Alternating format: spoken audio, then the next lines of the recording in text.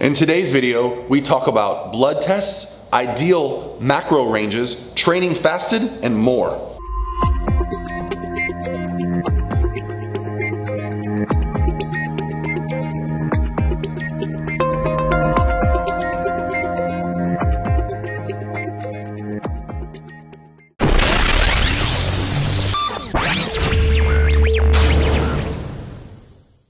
What's going on, guys? This is Paul Revelia from ProPhysique.com, and I'm continuing my week by answering more questions that were put on my Instagram. On Sunday, I posted a question asking if people had questions they wanted to ask me, and I thought I'd get a few. I think I'm over 50 questions now, and so my goal is going to be to answer all these questions this week, but to do that, I'm going to have to do multiple questions per video. I'm going to try to go in chronological order in the order which they were asked. Please excuse my raspy voice. As you know, it's winter in Florida and it got below 80 degrees, and of course that affects my sinuses. I know, the struggle is real, people.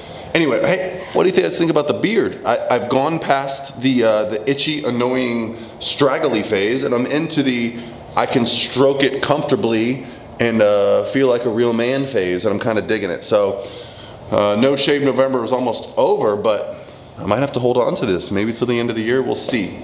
We'll see if it gets into a phase where I no longer like it.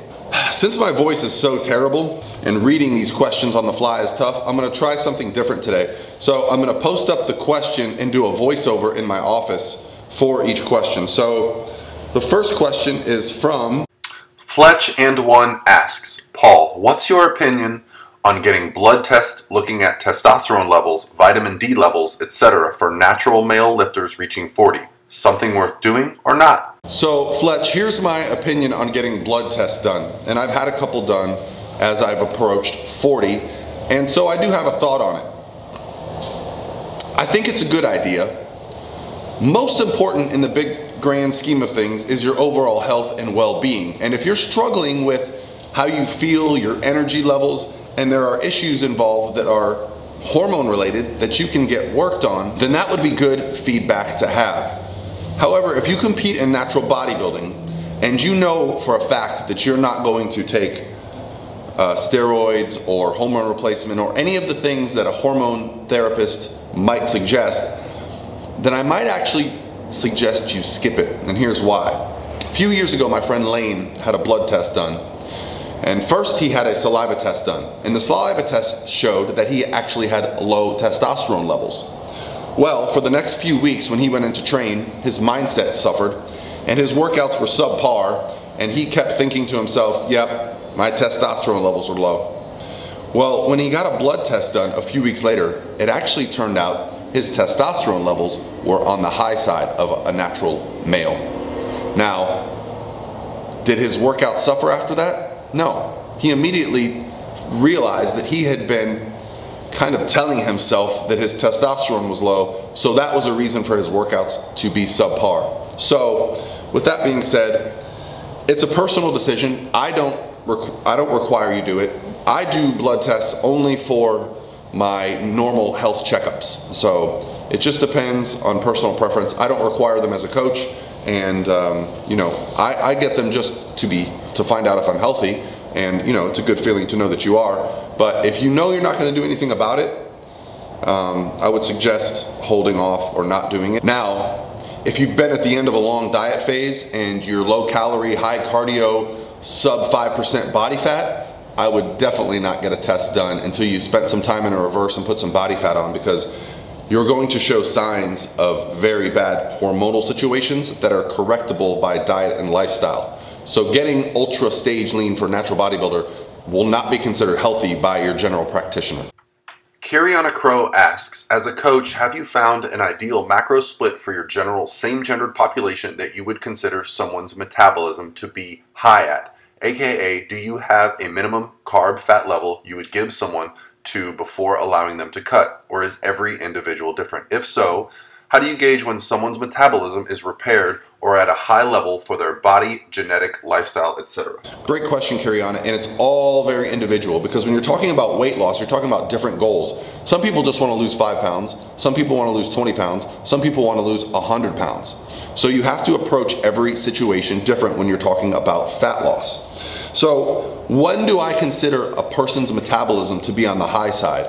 Anytime I can get someone's calories up to 15, 17 times their body weight, maintaining a nice body composition, and doing very low cardio and training regularly, I consider that to be a good place. When we start to get towards the 10 times body weight or lower, that's when calories get low. As far as the lowest I'll go with carbs and fats, the lowest I like to go with fats is I will maybe get them down to 30 grams, maybe 35, and that'll be for short stretches. I really believe in keeping fats a little bit elevated for helping with digestion and just joints and just hormone support and all that stuff.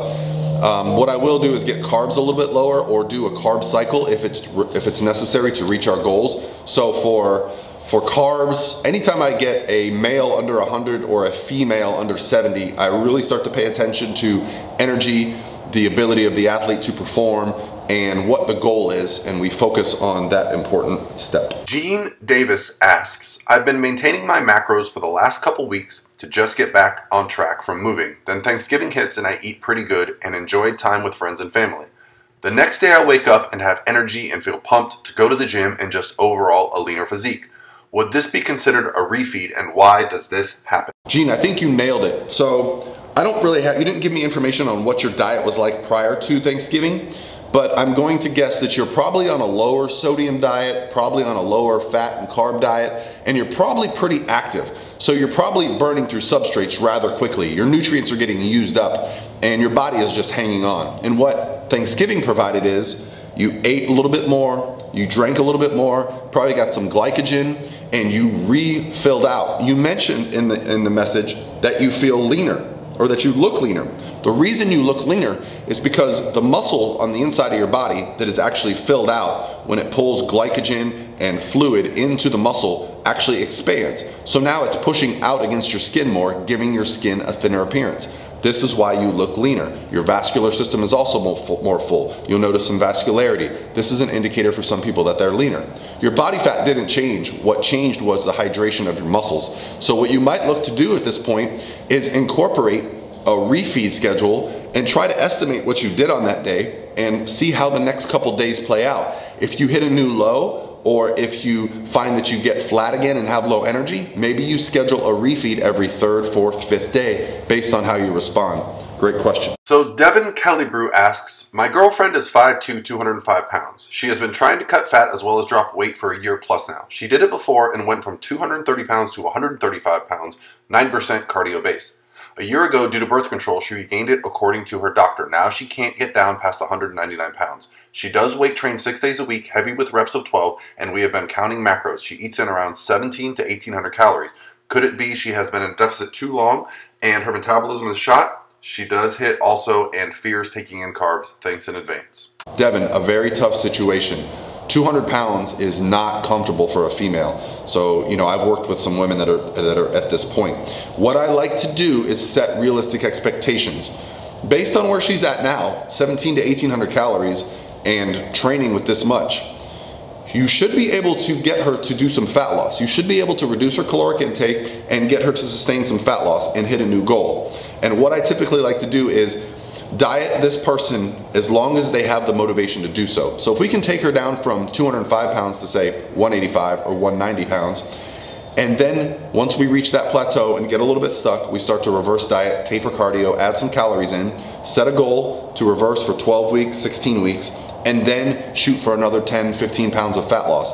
This way, instead of losing fat consecutively, we're doing it in sequence, and this gives the person the ability to see the next step. Reverse dieting can be very difficult for someone when they want to lose weight. Likewise, losing weight for 6 months to a year can be very difficult for someone who's not in a good metabolic position to do so. Hopefully that helps you. Cecily asks, is it okay to train fasted? Absolutely, it's okay to train fasted. Fasted training is no issue at all. The only thing you want to pay attention to is the quality of your performance in the gym.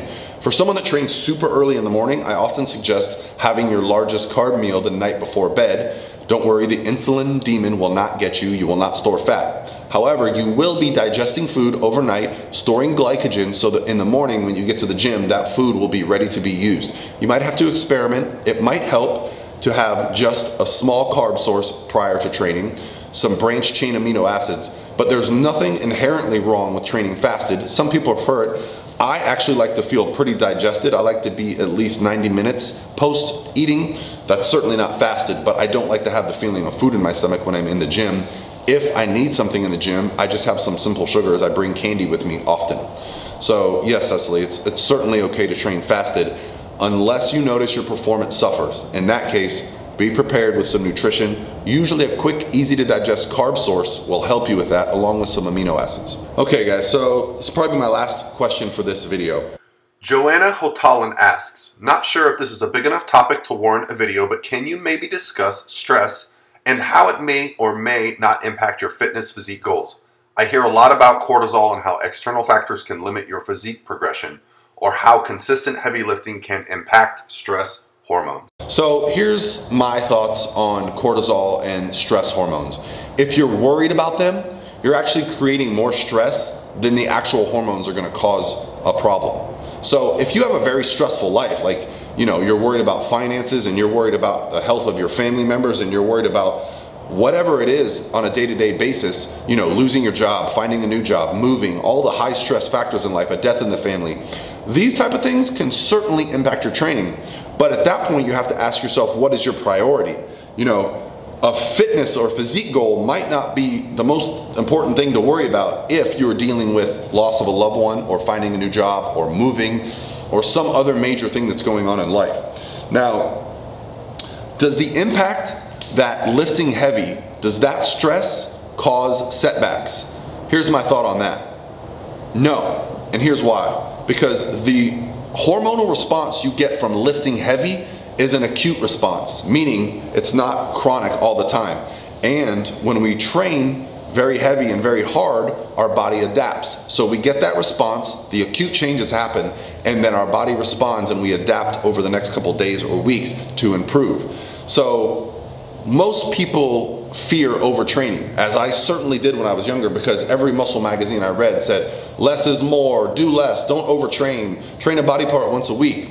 Well, overtraining, it's very difficult to do. And you can also progressively train more. So the amount of training volume that you can handle and training intensity that you can handle at the beginning of your lifting career and at the end is vastly different. A lot of people make the mistake of looking at a training routine of an IFBB professional or something that Arnold Schwarzenegger did, 6 weeks out from the 1974 Mr. Olympia, where he basically trained twice a day, high intensity, high volume, and they say, oh, that's why he got so big. Well, Arnold and those people that train like that reach that point because they started off just doing one body part a day and they progressed. Over time, to progress, you have to handle more volume and more intensity. And yes, that does add to added stress, but your body has adapted to that. So I wouldn't worry too much about overtraining or worry about stress hormones. If your goals are in the right place, if you're training, eating, and sleeping and recovering, your body is going to handle it. All right, guys, hopefully this was another quality video for you guys. I tried to throw a couple in there. I'm gonna keep going on this thread. I got like a lot more. So I'm gonna jump in tomorrow afternoon and do a whole bunch more questions. So I wanna thank everybody that asked questions. Looks like tomorrow I got John Naval, Mommy Amazing, Anna Vinal, Ariel Gold, my client. So I'm gonna answer a bunch more questions tomorrow. I'm going to try to keep the answers as full on as they need to be. So if I can only answer 1 or 2 questions per video, so be it. I wanna make sure I get my point across. Hopefully you guys enjoyed this video. Comments below. Yesterday's video on 500 calories got a lot of comments and I replied to every one of them so far. So thank you guys for all the feedback and let's have an awesome Tuesday. Thanks guys. Oh, and if you're doing cardio, let's go. I know you guys watch this while you're doing cardio, but look at your RPM. Stop resting on the machine. Let's get serious here.